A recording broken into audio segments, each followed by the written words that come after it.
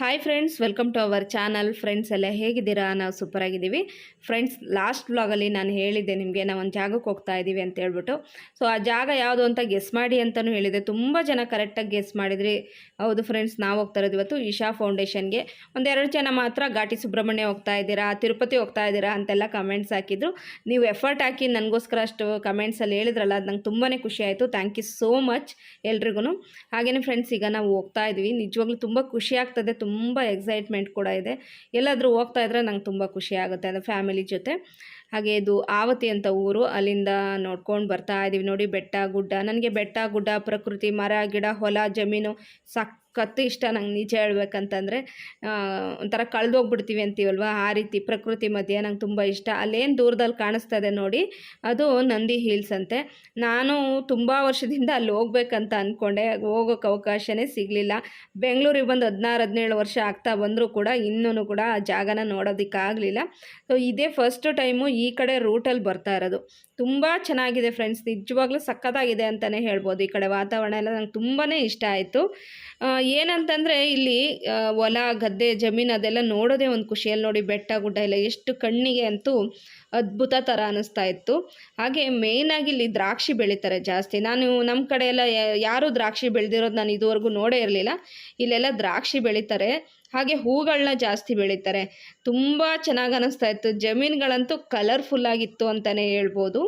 ಸಖತ್ ಖುಷಿ ಆಯಿತು. ದ್ರಾಕ್ಷಿ ಎಲ್ಲ ಎಷ್ಟು ನೀಟಾಗಿ ಚಪ್ರ ಎಲ್ಲ ಹಾಕಿ ಎಷ್ಟು ಚೆನ್ನಾಗಿ ಬೆಳೆದಿದ್ದಾರೆ. ನಮ್ಮ ಸೈಡೆಲ್ಲ ತೆಂಗು, ಅಡಿಕೆ, ಕಾಫಿ ತೋಟಗಳೇ ಜಾಸ್ತಿ. ಅದು ಬಿಟ್ಟರೆ ಸ್ವಲ್ಪ ತರಕಾರಿಗಳು, ಭತ್ತ ಆ ಥರದ್ದು ಬೆಳೀತಾರೆ. ಈ ಕಡೆ ಎಲ್ಲ ನೋಡಿ, ದ್ರಾಕ್ಷಿ ತೋಟನೇ ಕಾಣಿಸ್ತದೆ. ಎಲ್ಲಿ ನೋಡಿದ್ರೂ ದ್ರಾಕ್ಷಿ ತೋಟ, ಹೂ ತೋಟ ಕಾಣಿಸುತ್ತೆ. ಈಗ ನಾವು ಚಿಕ್ಕಬಳ್ಳಾಪುರ ತಲುಪಿದ್ದೀವಿ. ಚಿಕ್ಕಬಳ್ಳಾಪುರ ಏನು ತುಂಬ ದೊಡ್ಡ ಸಿಟಿ ಅಲ್ಲ, ಸೇಮ್ ನಮ್ಮ ಚಿಕ್ಕಮಂಗ್ಳೂರು ನೋಡ್ದಂಗೆ ಅನ್ನಿಸ್ತಾ ಇತ್ತು ನನಗೆ. ಚೆನ್ನಾಗಿದೆ, ಆದ್ರೂ ಒಂಥರ ಖುಷಿ ಆಗ್ತಾ ಇತ್ತು. ಅಂದರೆ ಹೊಸ ಜಾಗಕ್ಕೆ, ಹೊಸ ವಾತಾವರಣಕ್ಕೆ ಬಂದರೆ ಎಲ್ರಿಗೂ ಖುಷಿ ಆಗುತ್ತಲ್ವ, ನಮಗೂ ಕೂಡ ತುಂಬಾ ಖುಷಿ ಆಗ್ತಾ ಇತ್ತು. ಹಾಗೆಯೇ ಆದಿಯೋಗಿ ಸ್ಟ್ಯಾಚ್ಯೂಗೆ ಹೋಗ್ತಾ ಇದ್ದೀವಿ ಅಂತ ಅಂದ್ವಲ್ಲ, ಅಲ್ಲೇ ಆನ್ ದ ವೇಯಲ್ಲಿ ಇವಾಗ ನಾವು ಸ್ವಲ್ಪ ಗಂಟ್ಲೆಲ್ಲ ಒಣಗಿದಂಗೆ ಆಗ್ತಾಯಿತ್ತು ಅಂತೇಳಿ ಬಾದಾಮ್ ಮಿಲ್ಕ್ ತೊಗೊಂಡು ಇಲ್ಲೊಂದು ಶಾಪಲ್ಲಿ ಕುಡಿತಾ ಇದ್ದೀವಿ. ಈಗ ಬಾದಾಮ್ ಮಿಲ್ಕನೇ ಅದು, ಬಾದಾಮ್ ಮಿಲ್ಕ್ ಅಲ್ಲ, ಮತ್ತು ಕೇಸರ್ ಮಿಲ್ಕ, ಎಂಥ ಮಿಲ್ಕ್? ಬಾದಾಮ್. ನಾನು ಬೆಂಗಳೂರಿಗೆ ತುಂಬಾ ನಿಯರ್ ಇದೆ ಇದು ಇಶಾ ಫೌಂಡೇಶನ್ ಅಂತಲೇ ಅಂದ್ಕೊಂಡೆ. ಯಾಕಂದರೆ ಸಾಕಷ್ಟು ಜನ ನಾನು ಹೋಗಿರೋದೆಲ್ಲ ನೋಡಿ ಇನ್ಸ್ಟಾಗ್ರಾಮಲ್ಲೆಲ್ಲ ನೋಡ್ತಾ ಇದ್ವಿ, ತುಂಬಾ ಹತ್ರ ಏನೋ ಅಂತ ಅಂದ್ಕೊಂಡೆ. ಆದರೆ ಒಂದು ಸ್ವಲ್ಪ ದೂರ ಅಂತಲೇ ಅನ್ನಿಸ್ತು. ಒಂದು 85 ಕಿಲೋಮೀಟ್ರ್ ಆಗುತ್ತೆ, ದೂರ ಅಂತಲೇ ಅನ್ನಿಸ್ತು. ನಾವು ಇನ್ನೊಂದು ರೂಟಲ್ಲಿ ಬರಬೇಕಾಗಿತ್ತು, ಆದರೆ ನನ್ನ ಹಸ್ಬೆಂಡು ಈ ಕಡೆ ಒಂದು 2-3 ಕಿಲೋಮೀಟ್ರ್ ಹತ್ರ ತೋರಿಸ್ತಾ ಇದೆ ಅಂತೇಳ್ಬಿಟ್ಟು ಈ ಬೇರೆ ರೂಟಲ್ಲಿ ಬಂದರು. ಅಲ್ಲಿ ಸ್ವಲ್ಪ ರಸ್ತೆ ಸರಿ ಇರಲಿಲ್ಲ. ಸೊ ನೋಡಿ, ಇಲ್ಲಿ ಎಷ್ಟು ಚೆನ್ನಾಗಿ ಕಾಣಿಸುತ್ತೆ ನೋಡಿ. ಇಲ್ಲೆಲ್ಲ ಹೂಗಳೆಲ್ಲ ಯಾವ ಥರ ಹೂಗಳು ಅಂತಂದರೆ ಈ ಬೊಕ್ಕೆಗಳಿಗೆಲ್ಲ ಹಾಕ್ತಾರಲ್ವ ಫ್ರೆಂಡ್ಸ್, ಆ ರೀತಿ ಹೂಗಳು, ರೋಸ್ಗಳು, ಸೇವಂತಿಗೆ ಹೂಗಳು, ಒಂಥರ ಮಾರಿಗೋಲ್ಡ್ ಥರ ಹೂಗಳು ಬರುತ್ತಲ್ಲ ಆ ಥರದ್ದು ಹೂಗಳು, ಅದೆಲ್ಲ ಸಖತ್ತಾಗಿತ್ತು. ಬಂಡೆಗಳೆಲ್ಲ ವೈಟ್ ಕಲರ್ ಬಂಡೆಗಳು, ಅಲ್ಲಲ್ಲಿ ಈ ರೀತಿ ಕೊಳ ಥರ ಚೆನ್ನಾಗಿತ್ತು, ಒಳ್ಳೆ ನೋಡೋದಕ್ಕೆ. ಹಾಗೆ ನನಗೆ ಅನ್ನಿಸ್ತಾ ಇತ್ತು ಈ ದ್ರಾಕ್ಷಿ ತೋಟದ ಹತ್ರ ಹೋಗಿ 1-2 ಫೋಟೋ ತೆಗೆಸ್ಕೊಳ್ಳೋಣ ಅಂತ. ಬಟ್ ಯಾರಾದರೂ ಬಂದ್ಬಿಟ್ಟು ಬೈದ್ಬಿಟ್ರೆ ಕಷ್ಟ ಅಂತ ಹೇಳ್ಬಿಟ್ಟು ಹೋಗಲಿಲ್ಲ, ಸುಮ್ಮನೆ ಹೋಗ್ತಾ ಇದ್ದೀವಿ. ನೋಡಿ, ಸೂಪರಾಗಿದೆ ಅಲ್ವಾ ಫ್ರೆಂಡ್ಸ್, ನಿಜವಾಗ್ಲೂ.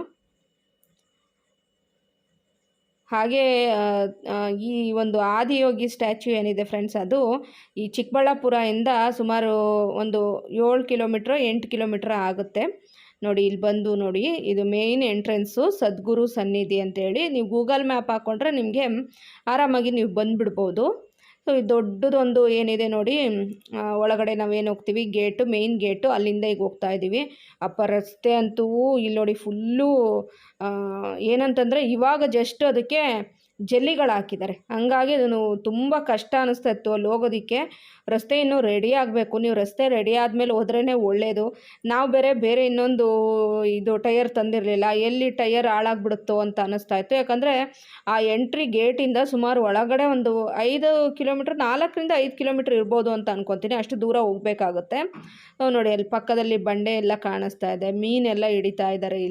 ಇಲ್ಲೆಲ್ಲ ಸಣ್ಣದಾಗಿ ಅಂಗಡಿಗಳನ್ನು ಇಟ್ಕೊಂಡಿದ್ದಾರೆ. ಅಂದರೆ ಏನಂದರೆ ಜಾಸ್ತಿ ಜನ ಬರ್ತಾರಲ್ವ ನೋಡೋದಕ್ಕೆ, ವಿಸಿಟ್ ಮಾಡೋದಕ್ಕೆ ಬರ್ತಾರಲ್ವ, ಹಂಗಾಗಿ ವ್ಯಾಪಾರ ಆಗುತ್ತಂತ ತುಂಬ ಜನ ಸಣ್ಣದಾಗಿ ಅಂಗಡಿಗಳನ್ನು ಇಟ್ಕೊಂಡಿದ್ದಾರೆ. ಎಷ್ಟು ಚೆನ್ನಾಗಿದೆ ನೋಡಿ ಫ್ರೆಂಡ್ಸ್, ದೂರದಿಂದ ಸೂಪರಾಗಿ ಕಾಣಿಸ್ತಾ ಇದೆ. ನಾನು ಮ್ಯೂಸಿಕ್ ಆ್ಯಡ್ ಮಾಡ್ತೀನಿ, ಪೂರ್ತಿಯಾಗಿ ನೋಡಿ.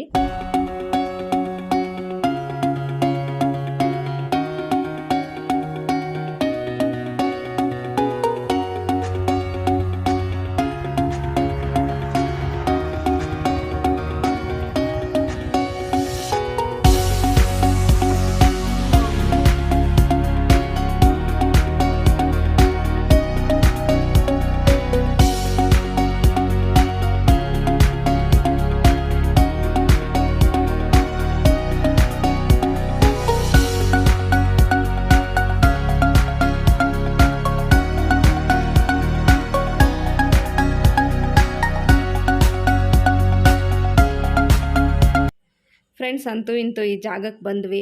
ತುಂಬ ಗಾಡಿಗಳೆಲ್ಲ ನಿಂತಿತ್ತು. ಬೆಂಗಳೂರು ಗಾಡಿಗಳು ಸುಮಾರು ಒಂದು 8-10 ಗಾಡಿಗಳಿತ್ತು. ಆಮೇಲೆ ನೀವು ಚಿಕ್ಕಬಳ್ಳಾಪುರದಿಂದ ಇಲ್ಲಿಗೆ ಬರ್ತೀವಿ ಅಂತಂದರೆ ಸೀಟ್ ಆಟೋಗಳು ಸಿಗುತ್ತೆ. ನೀವು ಚಿಕ್ಕಬಳ್ಳಾಪುರಕ್ಕೆ ಬಂದು ಬಸ್ಸಲ್ಲಿ ಇಳಿದು ನೀವು ಸೀಟ್ ಆಟೋಗಳಿರುತ್ತೆ. ಇಶಾ ಫೌಂಡೇಶನ್ ಅಂತ ಅಂದರೆ ಮೋಸ್ಟ್ಲಿ ಎಷ್ಟು ತೊಗೊತಾರೋ ನನಗೆ ಗೊತ್ತಿಲ್ಲ. ಏನೊಂದು 6-7 ಕಿಲೋಮೀಟ್ರ್ ಇರೋದ್ರಿಂದ ಕಡಿಮೆನೇ ತೊಗೊತಾರೆ. ಒಂದು 50 ರುಪೀಸೋ 100 ರುಪೀಸೋ ತೊಗೋತಾರೇನೋ ಗೊತ್ತಿಲ್ಲ. ಇಲ್ಲಿಗೆ ಬರ್ಬೋದು ಆರಾಮಾಗಿ. ಸೊ ಈಗ ನಾವು ಬಂದು ಈ ಹೊರಗಡೆ ವರಾಂಡ ಹೇಗಿದೆ ನೋಡಿ, ಎಂಟ್ರೆನ್ಸ್ ಇನ್ನು ಇಲ್ಲಿ ಎಂಟ್ರೆನ್ಸ್ ಗೇಟ್ ಏನಿದೆ ನೋಡಿ, ಇಲ್ಲಿ ಎದುರುಗಡೆ ಒಂದು ನಾಗರಕಲ್ಲು ಪ್ರತಿಷ್ಠಾಪನೆ ಮಾಡಿದ್ದಾರೆ ನೋಡಿ. ಆಪೋಸಿಟ್ ಏನು ಕಾಣ್ತದೆ ನೋಡಿ, ನಾಗರಕಲ್ಲು ಪ್ರತಿಷ್ಠಾಪನೆ ಮಾಡಿದ್ದಾರೆ ನೋಡಿ. ಎಷ್ಟು ಚೆನ್ನಾಗಿದೆ ಅಂದರೆ ಅದನ್ನು ಪದಗಳಿಲ್ಲ ಅಂತ ಹೇಳ್ಬೋದು ವರ್ಣಿಸೋದಕ್ಕೆ, ಅಷ್ಟು ಚೆನ್ನಾಗಿದೆ. ಆ ನಾಗರಕಲ್ಲನ್ನ ದರ್ಶನ ಮಾಡಿಕೊಂಡು ನಮಸ್ಕಾರ ಮಾಡಿಕೊಂಡು ಅಲ್ಲಿಂದ ಸೀದಾ ಈಗ ಒಳಗಡೆ ಎಂಟ್ರಿ ಆಗ್ತಾ ಇದ್ದೀವಿ. ನೋಡ್ತಾ ಇದ್ದಂಗೆ ಏನೋ ಒಂದು ಸ್ವರ್ಗದಲ್ಲಿ ಇದ್ದೀವೇನೋ ಅನ್ನೋ ಒಂದು ಫೀಲ್ ಕೊಡುತ್ತೆ. ಯಾಕಂದರೆ ಸುತ್ತ ಬೆಟ್ಟ ಗುಡ್ಡ, ಅದ್ಭುತ ಅಂತಲೇ ಹೇಳ್ಬೋದು. ನಿಜವಾಗ್ಲೂ ಎಂಥ ಒಳ್ಳೆ ಜಾಗದಲ್ಲಿ ಯಾವ ರೀತಿ ಮಾಡಿದ್ದಾರೆ, ನಿಜವಾಗ್ಲೂ ಒಂಥರ ಸಖತ್ ಖುಷಿ ಕೊಡುತ್ತೆ ಈ ಜಾಗ. ಎಷ್ಟು ನೋಡಿದ್ರೂ ಸಾಕಾಗಲ್ಲ, ಅಷ್ಟು ಕಣ್ಣು ತುಂಬ್ಕೊಂಡ್ಬಿಡ್ತೀವಿ ನಾವು ಈ ಜಾಗಕ್ಕೆ ಬಂದರೆ. ಪ್ರಶಾಂತವಾದ ಜಾಗ, ವಿಶಾಲವಾದ ಜಾಗ. ಅದೆಷ್ಟು ಎಕರೆ ಇದೆಯೋ ನನಗಂತೂ ಗೊತ್ತಿಲ್ಲ. ನೋಡ್ತಾ ಇದ್ರಲ್ಲ, ಫುಲ್ಲು ಕಲ್ಲನ್ನು ಈ ರೀತಿ ಹಾಸಿದ್ದಾರೆ ಧ್ಯಾನ ಮಾಡೋದಕ್ಕೆ, ಕೂತ್ಕೊಳ್ಳೋದಕ್ಕೆ. ಹಾಗೆಯೇ ಈ ಲೈಟಿಂಗ್ ಶೋ ಇರುತ್ತೆ, ಲೇಸರ್ ಲೈಟ್ ಶೋ, ಅದೆಲ್ಲ ಇಲ್ಲಿ ಕೂತ್ಕೊಂಡು ನೋಡೋದಕ್ಕೆ ಅಂತ ಈ ರೀತಿ ವ್ಯವಸ್ಥೆ ಚೆನ್ನಾಗಿ ಮಾಡಿದ್ದಾರೆ. ಈ ಸುತ್ತ ಬೆಟ್ಟ ಎದುರುಗಡೆ ಅಂದರೆ ನಮಗೆ ಸೂರ್ಯಂದು ದರ್ಶನ, ಹಾಗೆಯೇ ಆ ಒಂದು ಆದಿಯೋಗಿಯ ಸ್ಟ್ಯಾಚ್ಯೂ ನೋಡೋದಕ್ಕೆ 2 ಕಣ್ಣು ಸಾಕಾಗಲಿಲ್ಲ ಫ್ರೆಂಡ್ಸ್. ನೀವು ಖಂಡಿತ ಇಲ್ಲಿ ಒಂದು ಸತಿ ಬನ್ನಿ, ಯಾರೆಲ್ಲ ನೋಡಿಲ್ಲ ಅಂಥೇಳಿ. ಇದೆಲ್ಲ ಒಂಥರ ನೋಡಬೇಕಾದಂಥ ಒಂದು ಜಾಗ, ಅಷ್ಟು ಚೆನ್ನಾಗಿದೆ. ಇಲ್ಲಿ ಈ ರೀತಿ ಮ್ಯಾಟ್ ಹಾಕಿದ್ದಾರೆ, ಯಾಕಂದರೆ ಸ್ವಲ್ಪ ಬಿಸಿಲಿರುತ್ತಲ್ವ, ಕಾಲು ಸುಡುತ್ತಂತೇಳಿ ಈ ರೀತಿ ಮ್ಯಾಟ್ ಹಾಕಿದ್ದಾರೆ. ನಾವು ಮನೆಯಿಂದ ಹೊರಟಾಗ ಸುಮಾರು 12:30 ಅಷ್ಟು ಟೈಮ್ ಆಗಿತ್ತು. ಅಂದರೆ ನಾವು ಸಿಟಿಯಲ್ಲಿ ಸ್ವಲ್ಪ ಟೈಮ್ ಸ್ಪೆಂಡ್ ಅದು ಇದು ತೊಗೊಳೋದು ಅಂತ ಏನೋ ಇತ್ತು ಕೆಲಸ, ಅದನ್ನೆಲ್ಲ ಮುಗಿಸ್ಕೊಂಡು ನಾವು ಹೊರಟಿದ್ದು. ನಾವು ಇಲ್ಲಿ ಬಂದು ತಲುಪೋ ಹೊತ್ತಿಗೆ 4 ಗಂಟೆ 4:15 ಆಗಿದೆ. ಹತ್ರ ಇವಾಗ ಬಂದ್ವಿ ನೋಡಿ. ಸೂಪರಾಗಿದೆ ಅಲ್ವಾ ಫ್ರೆಂಡ್ಸ್? ನೋಡಿ, ಹತ್ರದಿಂದ ಈ ರೀತಿಯಾಗಿ ಕಾಣಿಸುತ್ತೆ. ಸಿಮೆಂಟ್ ಕಲರಲ್ಲಿದೆ ಇದು ಶಿವ, ಅದರ ಪಕ್ಕ ಸೂರ್ಯ ಎಷ್ಟು ಅದ್ಭುತವಾಗಿ ಕಾಣಿಸ್ತಿದೆ ನೋಡಿ. ಅದರ ಕೆಳಗಡೆ ಒಂದು ದೇವಸ್ಥಾನ ಕೂಡ ಇದೆ. ಎಲ್ಲ ಬಂದ್ಬಿಟ್ಟು ಈ ಕಡೆ ನೆರಳು ಅಂತೇಳಿ ಕೂತ್ಕೊಂಡಿದ್ದಾರೆ. ಅಲ್ಲಿಂದ ಈಗ ನಾವು ಸೀದಾ ಕೆಳಗಡೆ ಒಂದು ದೇವಸ್ಥಾನ ಇದೆ, ಶಿವನ ದೇವಸ್ಥಾನ, ಅಲ್ಲಿ ಹೋಗ್ತಾ ಇದ್ದೀವಿ ದರ್ಶನ ಮಾಡೋದಕ್ಕೆ. ಸೊ ಎಲ್ಲ ಕಡೆಯಿಂದ ತೋರಿಸ್ತಾ ಇದ್ದೀನಿ ನೋಡಿ, ಯೋಗೇಶ್ವರ ಲಿಂಗ ದರ್ಶನ. ಇಲ್ಲಿ ಹೋಗಿ ದೇವರಿಗೆ ನಮಸ್ಕಾರ ಮಾಡಿಕೊಂಡು ಆರತಿ ತೊಗೊಂಡು ಅಲ್ಲಿಂದ ನಾವು ಮೇಲೆ ಸ್ಟ್ಯಾಚ್ಯೂ ನೋಡೋಣ ಅಂತ ಹೋಗ್ತಾ ಇದ್ದೀವಿ. ಇಲ್ಲಿ ನೋಡಿ, ಈ ಕಲ್ಲು ಮಂಟಪ ಏನಿದೆ ನೋಡಿ, ಅದೆಷ್ಟು ಚೆನ್ನಾಗಿದೆ ನೋಡಿ, ಕೆತ್ತನೆ. ಸೊ ಇಲ್ಲಿ ಅಂತೂ ವಿಧವಾದ ಫೋಟೋಗಳು. ಅಯ್ಯೋ, ಜನಗಳಂತೂ ನೋಡಿ ಯಾವ ಥರ ಬೇಕು ಆ ಥರ ಎಲ್ಲ ಫೋಟೋ ತೆಗೆಸ್ಕೊತಾ ಇದ್ದಾರೆ. ಖುಷಿ ಆಗ್ತಾಯಿತ್ತು. ಅಲ್ಲಿ ಎದುರುಗಡೆ ನೋಡಿದ್ರೆ ಈ ರೀತಿ ತ್ರಿಶೂಲದಿಂದ ಮಾಡಿರುವಂಥ ಕಬ್ಬಿಣದ ರಾಡ್ಗಳನ್ನು, ಈ ರೀತಿ ತ್ರಿಶೂಲಗಳನ್ನು ಸುತ್ತ ಗೇಟ್ ಥರ ಮಾಡಿದ್ದಾರೆ. ಗೇಟ್ ಅಂದರೆ ಕಾಂಪೌಂಡ್ ಥರ ಮಾಡಿದ್ದಾರೆ. ಹತ್ರದಿಂದ ನೋಡಿ ಈ ರೀತಿಯಾಗಿ ಕಾಣಿಸುತ್ತೆ. ಎಷ್ಟು ಅಡಿ ಇದೆಯೋ ಏನೋ ಗೊತ್ತಿಲ್ಲ, ಅಲ್ಲೇನು ವಿವರಣೆ ಇರಲಿಲ್ಲ, ನಾನು ಅಲ್ಲೆಲ್ಲೂ ಗಮನಿಸಲಿಲ್ಲ ಅದನ್ನು. ಹಾಗೆ ರುದ್ರಾಕ್ಷಿ ಹಾರ, ದೊಡ್ಡದಾದಂಥ ರುದ್ರಾಕ್ಷಿ ಹಾರ, ಅದು ನೋಡೋದಕ್ಕೆ ಇಲ್ಲಿಂದ ಸಣ್ಣ ಕಾಣಿಸುತ್ತೆ, ಹತ್ರದಲ್ಲಿ ನೋಡಿದ್ರೆ ಗೊತ್ತಾಗೋದು ಅದೆಷ್ಟು ದೊಡ್ಡದಾಗಿದೆ ಅಂತ ಹೇಳ್ಬಿಟ್ಟು. ನಾವು ಅಷ್ಟೇ ಒಂದಷ್ಟು ಫೋಟೋಗಳನ್ನ ತೆಗೆಸ್ಕೊತಾ ಇದ್ದೀವಿ. ಇಲ್ಲಿ ವಿಶೇಷ ಅಂತಂದರೆ ಇಲ್ಲಿ ಬಂದಿರೋದೇ ಎಲ್ಲ ಫೋಟೋಗಳನ್ನ ತೆಗೆಸ್ಕೊಳ್ಳೋಕ್ಕೆ, ವೀಡಿಯೋಗಳನ್ನ ಮಾಡೋದಕ್ಕೆ, ಮತ್ತು ಎಷ್ಟು ಚೆನ್ನಾಗಿದೆ ಅಂತ ನೋಡೋದಕ್ಕೆ. ಒಂಥರ ಸಖತ್ತಾಗಿದೆ, ಖುಷಿಯಾಗ್ಬಿಡ್ತು ತುಂಬಾ ಹೇಳ್ಬೇಕಂದ್ರೆ. ಎಷ್ಟು ಜನ ಬರ್ತಾ ಇದ್ದಾರೆ ನೋಡಿ ಫ್ರೆಂಡ್ಸ್. ನಾನು ಇಷ್ಟೊಂದು ಜನ ಇರ್ತಾರೆ, ಈ ಜಾಗ ಹೀಗಿರುತ್ತೆ ಅಂತ ನಾನು ನಿಜವಾಗ್ಲೂ ಎಕ್ಸ್ಪೆಕ್ಟ್ ಮಾಡಿರಲಿಲ್ಲ. ಇಲ್ಲಿ ಬಂದಾದಮೇಲೆ ಗೊತ್ತು. ಯಾಕಂದರೆ ಯಾರೋ ಒಂದು ವೀಡಿಯೋ ಮಾಡಿ ಹಾಕಿರ್ತಾರೆ, ಎಲ್ಲೋ ಇನ್ಸ್ಟಾಗ್ರಾಮಲ್ಲಿ ನೋಡಿರ್ತೀವಿ, ಏನು ಜಸ್ಟ್ ಇದೊಂದು ಈ ರೀತಿ ಸ್ಟ್ಯಾಚ್ಯೂ ಥರ ಇದೆ ಅಂತ ನಾವು ಅಂದ್ಕೋತೀವಿ. ಅಲ್ಲಿ ಹೋದಾಗಲೇ ಗೊತ್ತಾಗೋದು ಇದು ಎಷ್ಟು ಚೆನ್ನಾಗಿದೆ ಪ್ರಕೃತಿ ಮಧ್ಯೆ ಅಂತ. ಸಖತ್ ಖುಷಿ ಕೊಡ್ತು. ಸೊ ನಾನು ತನು ಸುಮಾರು ಫೋಟೋಗಳನ್ನ ತೆಕ್ಕೊಂಡ್ವಿ. ಸೊ ಮ್ಯೂಸಿಕ್ ಆ್ಯಡ್ ಮಾಡ್ತೀನಿ ಫ್ರೆಂಡ್ಸ್, ಫುಲ್ ವೀಡಿಯೋನ ನೋಡಿ ಸಪೋರ್ಟ್ ಮಾಡಿ.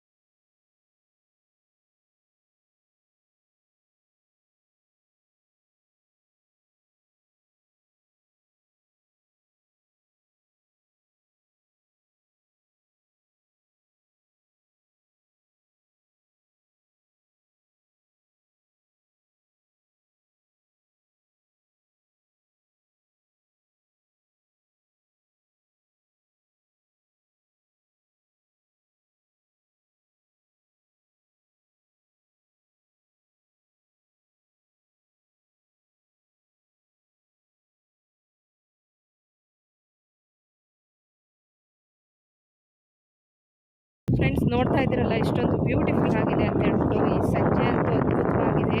ಸೊ ಬನ್ನಿ, ಇಲ್ಲಿ ಯಾವುದೇ ರಸ್ತೆ ಸ್ವಲ್ಪ ಸರಿ ಇಲ್ಲ. ನಾನು ಮುಂಚೆನೇ ರಸ್ತೆ ತೋರಿಸಿದ್ದೀನಿ. ನನಗಂತೂ ಅದು ಎಷ್ಟು ಖುಷಿ ಆಗ್ತದೆ ಅಂತ ಹೇಳಿದರೆ ಹೇಳೋಕ್ಕೆ ಆಗ್ತಾಯಿಲ್ಲ.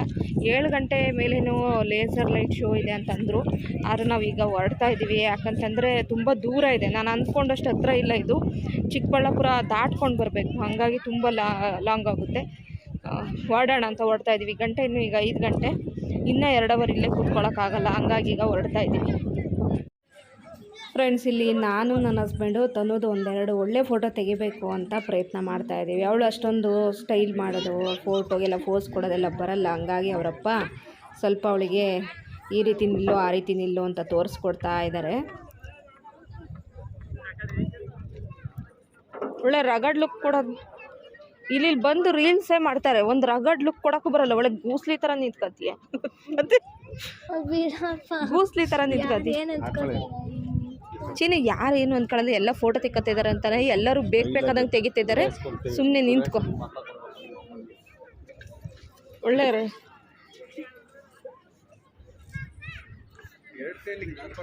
ಅಲ್ಲಿ ಬಿಡೆ. ಹಂಗೆ ಪರಮಾತ್ಮ ಹುಲಿ ಇಟ್ಟೆ ಹೊಟ್ಟೆಲಿ ಇಲಿ ಊಟ ಐತೆ. ಈ ಮಾತಿಗೆ ಚಿನ್ನ ಹಿಂಗೆ ನಿಂತ್ಕೊ ಚಿನ್ನ.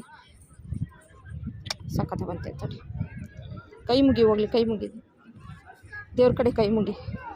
ತಡ್ಚಿನಿ ನೋಡ್ಚಿನಿ. ಹಂಗೆ ಬ್ಯೂಟಿಫುಲ್ ತಾನು ಹಂಗೆ. ಸೂಪರ್ ಬಿಡು. ಇದೊಂದೇ ನೆಟ್ಟಿಗೆ ಬಂದಿದ್ದು ನಿನ್ನ ಫೋಟೋ, ಇನ್ಯಾವುದು ಚೆನ್ನಾಗಿ ಬಂದಿಲ್ಲ. ಹಂಗೆ ಬರ್ರಿ ಮನೆ, ನನ್ನ ಜೊತೆನೇ ಹಿಂಗೆ.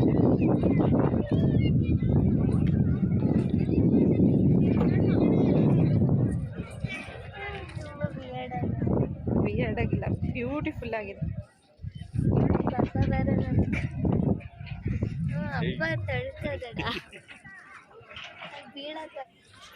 ಫ್ರೆಂಡ್ಸ್, ನೋಡ್ತಾ ಇದ್ರಲ್ಲ, ಒಂದಷ್ಟು ಫೋಟೋಗಳನ್ನ ತೆಕ್ಕೊಂಡು ಹೊರಡೋಣ ಅಂತ ಹೇಳ್ಬಿಟ್ಟು ತೆಗಿತಾ ಇದ್ದೀವಿ. ಎಷ್ಟು ಸತಿ ನೋಡಿದ್ರು ಸಾಕಾಗಲ್ಲ. ತನ್ನದು ಒಂದೆರಡು ಒಳ್ಳೆ ಫೋಟೋಗಳನ್ನ ತೆಗಿಯೋಣ ಅಂತ ನೋಡ್ತಾ ಇದ್ದೀವಿ. ಅವಳು ಅಷ್ಟೊಂದು ಪೋಸ್ ಕೊಡೋಕ್ಕೆಲ್ಲ ಬರ್ತಾ ಇರಲಿಲ್ಲ. ಸರಿ ಅಂತೇಳಿ ಎಷ್ಟಾಗುತ್ತೋ ಅಷ್ಟು ಫೋಟೋಗಳನ್ನೆಲ್ಲ ತೆಕ್ಕೊಂಡು ಬಂದ್ವಿ. ಯಾಕಂದರೆ ಇಂಥ ಜಾಗಕ್ಕೆ ಬರೋದೇ ಅಪರೂಪ ಅಲ್ವಾ, ಹಾಗಾಗಿ. ಹಾಗೆ ಅಲ್ಲಿ ನೋಡಿ ಸೂರ್ಯನ ಕಿರಣ ಎಷ್ಟು ಚೆನ್ನಾಗಿ ಬೀಳ್ತಾ ಇದೆ. ಹೋಗೋದಕ್ಕೆ ಮನಸ್ಸಿರಲಿಲ್ಲ ನಿಜ ಹೇಳ್ಬೇಕಂತಂದರೆ. ಇನ್ನೂ ಸ್ವಲ್ಪ ಹೊತ್ತು ಇಲ್ಲೇ ಟೈಮ್ ಸ್ಪೆಂಡ್ ಮಾಡೋಣ ಅಂತ ನನ್ನ ಮನಸ್ಸು ಅನ್ನಿಸ್ತಾನೆ ಇತ್ತು. ಅಂದರೆ ತುಂಬ ದೂರ ಅಲ್ವಾ ಅಂತ ಅಂದ್ಕೊಂಡು, ದೂರ ಆಗುತ್ತೆ, ಲೇಟ್ ಆಗಿಬಿಡುತ್ತೆ ಅಂತ ಅಂದ್ಕೊಂಡು ಸರಿ ಹೊರಡೋಣ ಅಂತೇಳಿ ನನ್ನ ಹಸ್ಬೆಂಡ್ ಹೇಳಿದ್ರು. ಯಾಕಂದರೆ ನಾವು ಬಂದಿರೋದು ಆಟೋದಲ್ಲಲ್ವಾ, ಹೋಗೋದಕ್ಕೆ ಲೇಟ್ ಆಗ್ಬೋದು ಅಂತ ಅಂದ್ಕೊಂಡು ಹೊರಟ್ವಿ.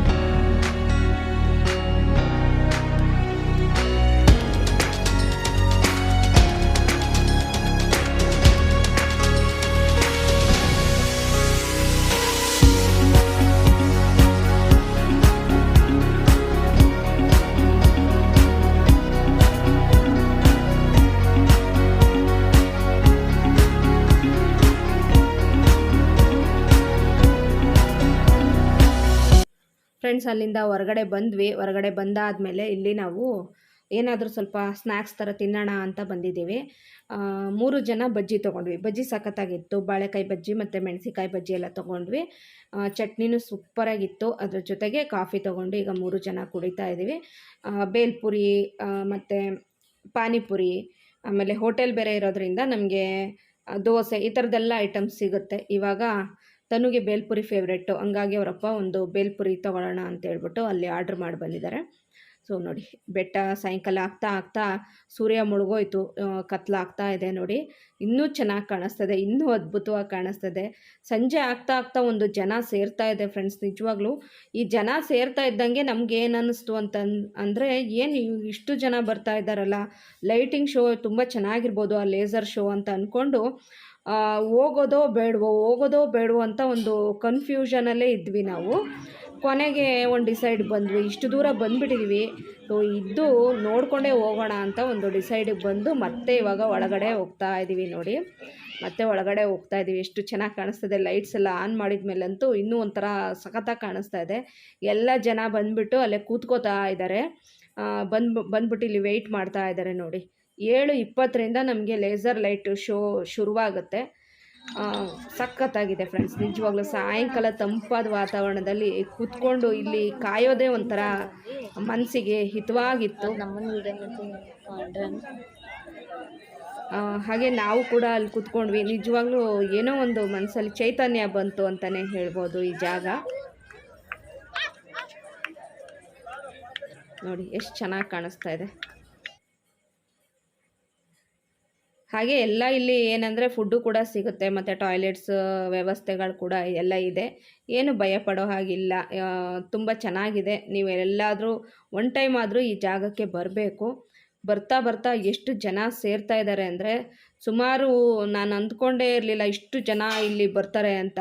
ಹಾಗೆ ಆ ಲೇಸರ್ ಲೈಟ್ ಶೋನ ನಾನು ಇಷ್ಟು ಚೆನ್ನಾಗಿರುತ್ತಂತಲೇ ನಾನು ನಿಜವಾಗ್ಲೂ ಅಂದ್ಕೊಂಡಿರಲಿಲ್ಲ. ಅಷ್ಟೊಂದು ಬ್ಯೂಟಿಫುಲ್ ಆಗಿದೆ. ನಾವೇನಾದರೂ ರಿಟರ್ನ್ ಹೋಗಿದ್ರೆ ಖಂಡಿತ ನಾವು ಆ ಒಂದು ಮಿಸ್ ಮಾಡ್ಕೊತಾ ಇದ್ವಿ ಆ ಅದ್ಭುತನ ಅಂತಲೇ ಹೇಳ್ಬೋದು. ಬಟ್ ಈ ಒಂದು ವ್ಲಾಗಲ್ಲಿ ನಾನು ಅದನ್ನು ನಿಮ್ಮ ಜೊತೆ ಶೇರ್ ಮಾಡ್ಕೊಳಕ್ಕಾಗಲಿಲ್ಲ. ನಾನು ನೆಕ್ಸ್ಟ್ ವ್ಲಾಗಲ್ಲಿ ಖಂಡಿತ ಅದನ್ನು ಶೇರ್ ಮಾಡ್ತೀನಿ. ಸೊ ಇದು ನಿಜವಾಗ್ಲೂ ಅಷ್ಟು ಚೆನ್ನಾಗಿದೆ ನೋಡಿ. ಚಂದ್ರನೂ ಕಾಣಿಸ್ತದೆ, ಆ ಮೇಲೆ ಕಾಣ್ತಾ ಇರೋ ಚಂದ್ರ ಹಾಗೆಯೇ ಆ ಶಿವನ ಮೇಲಿರೋ ಚಂದ್ರ ಎರಡೂ ಒಂದೇ ಥರ ಎಷ್ಟು ಚೆನ್ನಾಗಿ ಕಾಣಿಸ್ತದೆ ನೋಡಿ. ನಾವಿವಾಗ ಇಲ್ಲೇ ಕುತ್ಕೋತಾ ಇದ್ದೀವಿ. ಅದೇ ಒಂದು ಒಳ್ಳೆ ಕ್ಯಾಪ್ಚರ್ ರಾಜ, ನೀವು ಅದನ್ನೇ ವಿಡಿಯೋ